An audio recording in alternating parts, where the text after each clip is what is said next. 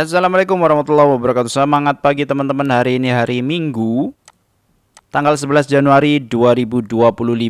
Kita akan bahas saham Konglo, lanjutan dari sebelumnya, yaitu Haritanu dan Haryanto Cipto Diharjo. Ada IMPC, kemudian RAM, MSIN, MNCN, KPIG, IPTV, IATA, BMTR. Dimana kemarin hari Jumat, KPIG naik 9,8%, kemudian BMTR naik 11,6%.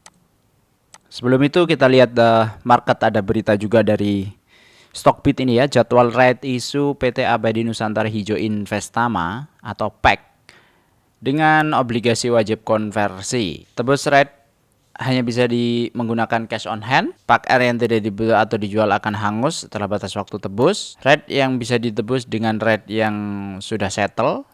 Jatuh tempo 26 Januari 2027. Nasabah yang hold pack tidak akan menerima kupon. Jadi ini ada aja ya caranya emiten untuk meleverage kekuatan mereka mengenerate capital atau modal. Nah, saya sebenarnya paling nggak suka perusahaan-perusahaan yang sering right issue. Jadi belum ada impact ke kita tapi right issue terus, artinya ngambil uang terus dari kita sebagai investor, padahal mereka sendiri belum kasih sesuatu ke kita. Contohnya ini, itu belum ada apa-apa ya, belum ada sesuatu ke kita. Dividen belum ada, tapi nggak apa-apa, kita hormati itu. Yang menjadi concern kan kitanya sendiri, bagaimana kita memutuskan atau bagaimana kita punya andil terhadap keputusan kita itu independen. Ini grafiknya kalau dilihat sebenarnya agak gimana gitu ya.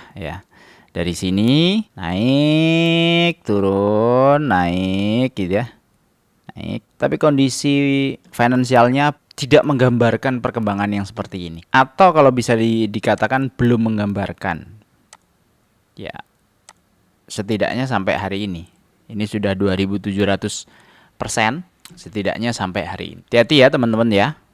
Kasus dada dan yang lain-lain mengintai kita semua ya. Oke, kita pertama akan ke RAM, RAM, Tripar Multivision Plus, RAM. Harga 272. Selalu jika. Kalau ngomong saham Konglo itu disclaimernya selalu sangat on, karena bicaranya hanya jika dan hanya jika. Jika RAM ingin masuk ke MSCI, maka syarat untuk market cap dan free float harus dipenuhi. Sehingga dari 272 itu harus naik sampai 19.000. Nah, pertanyaannya apakah emitennya atau apakah pemiliknya mau memasukkan ini ke MSCI? Tidak ada yang tahu ya.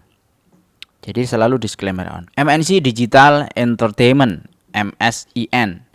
Itu 418, selisih di 303. Jadi yang hijau-hijau ini sebenarnya harga sekarang itu masih di bawah target MSCI. Tapi hal-hal seperti ini itu sangat-sangat mudah sekali membuat FOMO. Kayak misalnya kemarin nih, MNC Tourism Indonesia, KPIG. Kalau lihat fundamentalnya enggak pas sebenarnya. EPS-nya 7, kemudian nggak bagi dividen. Harga wajarnya di saya 0. Yang ada harga wajarnya cuma IMPC, ini Rp67. Sedangkan harga sekarang itu 3.550. Dari mana harga wajar? Harga wajar dihitung dari dividen yang dibagikan. Kemudian dibagi 9% karena target saya dividen itu minimal 9%. Gitu. Tapi MSCI tidak melihat itu sebagai tolok ukur utama. Dia punya rumus-rumusan, di mana rumusannya seperti ini. Saya ulangi di video ini karena di video sebelumnya sudah saya jelaskan juga bahwa syarat untuk masuk MSCI itu market cap harus 3,57 billion dollar dan free floatnya 1,788 billion dollar, di mana liquidity-nya harus 15% ATVR ya. Annual Trade Value Ratio. Nah, dengan kondisi seperti ini ya dimasukkan saja ke ini. Sudah saya masukkan. Kalau 3577 itu sekitar 59 triliun. Ini adalah market cap-nya. Free float-nya minimal 29 triliun. Tapi ATVR kita tidak hitung di sini karena lumayan rumit. Nah, dari semua yang sudah masuk sebenarnya IMPC ya, Impact Pratama Industri. Ini sudah masuk Harganya sudah terkerek jauh sekali di 892%, dan kemarin turun ya, karena sebenarnya kalaupun dia turun ya, turun 8% ini dan turun terus sampai 2500-an ini atau turun 30% dari posisi sekarang, sebenarnya dia masih masuk kriterianya MSCI. Jadi masuk minimum requirement-nya mereka. Ya nggak heran jika ada penurunan seperti ini. Nggak tahu nanti Senin seperti apa. Intinya kita tidak pernah bisa mengendalikan bagaimana market maker itu berbuat. Yang bisa kita kendalikan adalah jari kita sendiri, kliknya kita sendiri. Terus yang lain ada IPTV, BMTR ya. Wow, BMTR juga mau dimasukin nih misalnya. Naik tinggi, kemudian ada volume. Wow, yang masuk PD, XL, AK, BK gitu ya, 1 miliaran. Gimana kalau kita lihat BMTR yang naik 11% itu butuh 2000% lagi untuk menuju 3700. Sekali lagi ini disclaimer, bukan ajakan. Karena tidak ada yang pasti di seperti ini. Style saya selalu balik lagi itu adalah dividend investing. Itu lebih secure menurut saya. Menurut saya lebih secure, lebih aman. Kenapa? Karena kita investasi berdasarkan historical dividen yang ada. Kemudian kita hitung berdasarkan simulasi dividen investing ya. Kalau 9% itu sesuai target selama 25 tahun nyicil ya, 5 tahun pertama. Ini cicilan investasinya yang warna biru.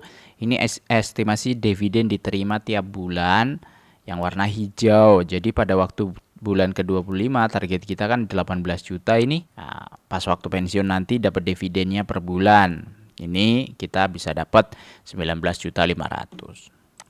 Jadi begitu kira-kira cara investasi saya di channel ini, khususnya saham-sahamnya adalah saham-saham syariah. Nah, ini bahas saham Konglo karena ada pertanyaan ya. Pertanyaan dari Bang Andi Wijaya. Kok nggak bahas saham Konglo, Bang? Nah, ini akhirnya kebahas semua. Abu Rizal Bakri sudah. Ya, ini kalau kita lihat Abu Rizal Bakri sudah. Kemudian Hapsoro sudah. Prayogo Pangestu sudah. Jadi semua sudah. Haritanu hari ini juga sudah. Ini Abu Rizal Bagi, ada LT, Dewa, BNBR ya, Bakri and Brothers. Ini selisih-selisihnya. Kemudian ada Bufa, kemudian yang lain-lain banyak di sini. Ini harga ini sudah harga updatean terakhir hari Jumat kemarin.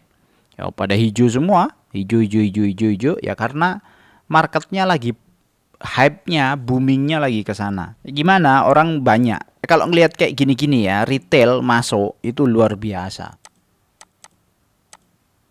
Contoh misalnya ya, kita coba lihat ya, BMTR misalnya ya. Tadi kan udah habis bahas BMTR.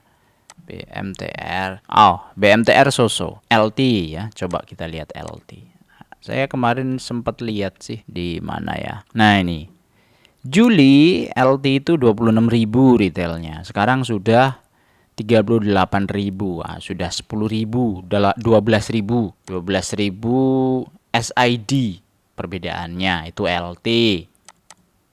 BNBR Juli 29.000. Sekarang 43.000. Nah, plusnya di Desember kemarin 11.130, lompat langsung. Betapa hype-nya, betapa FOMO-nya. Bufa sama nih, Juli 13.400. Hari ini 45.000. Anda bayangkan ya, sebanyak itu orang bertambah.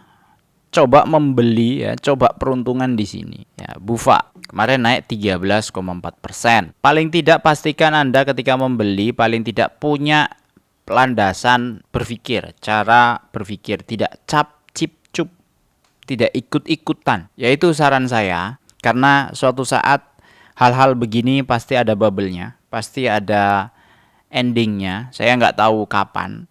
Karena ini semua hanya transaksi, jual beli. Ya, kalau Anda cocok dengan yang seperti ini, itu pilihan. Tapi kalau suatu saat ternyata seperti kasusnya di dada, jangan sampai menyalahkan keadaan. Itu aja dari saya. Semoga bermanfaat. Saya tutup. Jangan lupa subscribe, kemudian komen, juga nyalakan loncengnya supaya nggak ketinggalan di video berikutnya.